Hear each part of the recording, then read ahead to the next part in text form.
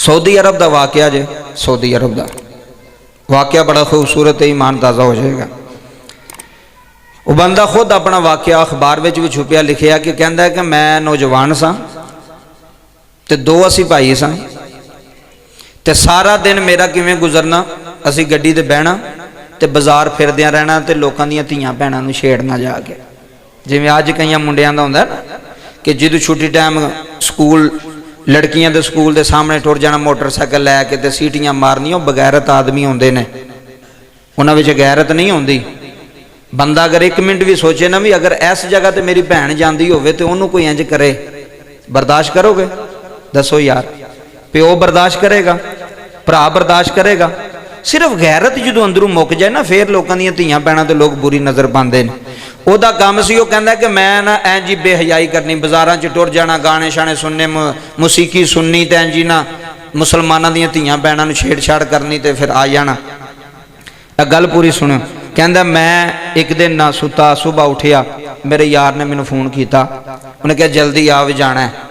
कहंदा मैं तैयार होया, फुल तैयार रेडी हो के कपड़े शपड़े कंघी शंघी करके निकलिया तो मेरी माँ ने ना मेरा बाजू फड़िया। उन्हें कहा पुत्र राती मैं एक ख्वाब वेखी है। की वेखी है?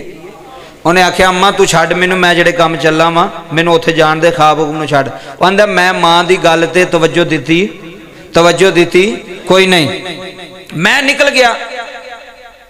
तो ज़हन में यह भी ख्याल आवे कि माँ कोई गल कर लगी सी तो मैं अम्मा की गल सुनी। बंदे नूं अफसोस तो होंदा ना, गल सुनी कोई नहीं। कहंदा गड्डी विच बैठा तो यही सोचता पिया, फिर ज़हन नूं चेंज किया भी चलो कोई गल नहीं, आपे वापसी आके सुन लवांगे, घर ही होना है ना तो अम्मा भी घर ही वापसी आके सुन लांगे। आंदा मैं जो बाजार पहुंचया, आ गल पूरी तवज्जो ना सुनियो, तो असी अपने मिशन में लगे स बुराई बेहयाई करने वास्ते, लोगों दी धीआं भैणां नूं छेड़न वास्ते। कहंदा एक शुरता आया, पुलिस वाला, सऊदी अरब च शुरता आया, उन्हें मेरा बाजू फड़िया तो उन्हें बाजू फड़ के आख्या भी यार तू कदों तौबा करेगा? इंज नहीं किया कान विच, ऐ वेखो पुलिस वाले ने आके, शुरते ने आके ना उन्हें फड़ के तो कान विच उन्हें कहा यार तू कदों तौबा करेगा? तू किसी मुसलमान माँ का पुत्र है तो जिन्होंने तुसी भी छेड़ते हो ना, ये इस्लाम दियां शहजादियां ने, यह भी किसी की भैन है, यह भी किसी की माँ है, तो तू सारी जिंदगी इंज ही बेहयाई विच कढ़ेगा? कदों तौबा करेगा? तेरा दिल कदों लरजेगा?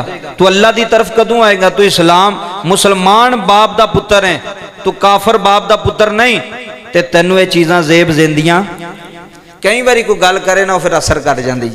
कहंदा उस शुरते ने, उस पुलिस वाले ने जिहड़ी गल की ना मेरे दिल ते असर कर गई।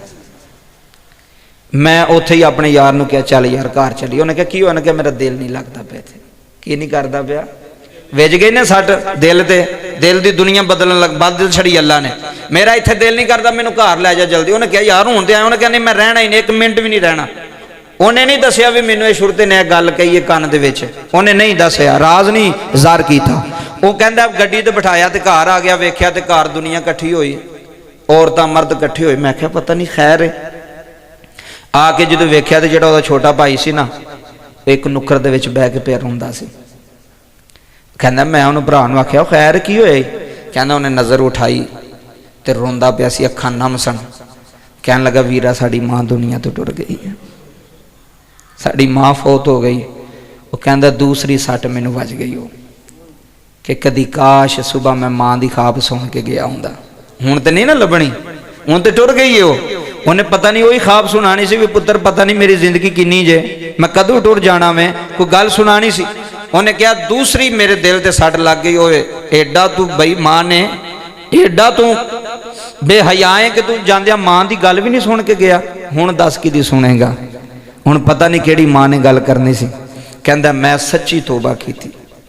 मैं क्या मौला मैनू माफ़ कर दई, अज तो बाद मैं इंज दा गुनाह करांगा, अज दा गुनाह, और तौबा भी होवे जिहड़ी सच्ची की जाए और अंदरों की जाए। एक गुनाह का तुहानूं पता लग गया तो तौबा कर ली जे ना, फिर वो नेड़े ना जाओ, जो मर्जी हो जाए। जान जाती है तो जावे, उस गुनाह के नेड़े नहीं जाना तुसी, कि तौबा हो जाए। जे फिर नेड़े टुर गए फिर समझो असीं फ्रॉड लाया अल्लाह ने, असी तौबा नहीं की थी। उन्हें कहा मैं सच्ची तौबा की थी। माँ का जनाजा पढ़िया, कबर च रखिया तो 5 वक्त का नमाजी बन गया। क्योंकि गल कोई भी होवे ना अच्छे तरीके ना की जाए तो असर है हो जाता है। इस वास्ते अल्लाह पाक के दुआ करना, अल्लाह इन सारिया बातों पर अमल करने की तौफीक अता फरमाए। अल्लाह सब का बैठना अपनी पाक बारगाह के अंदर कबूल फरमाए।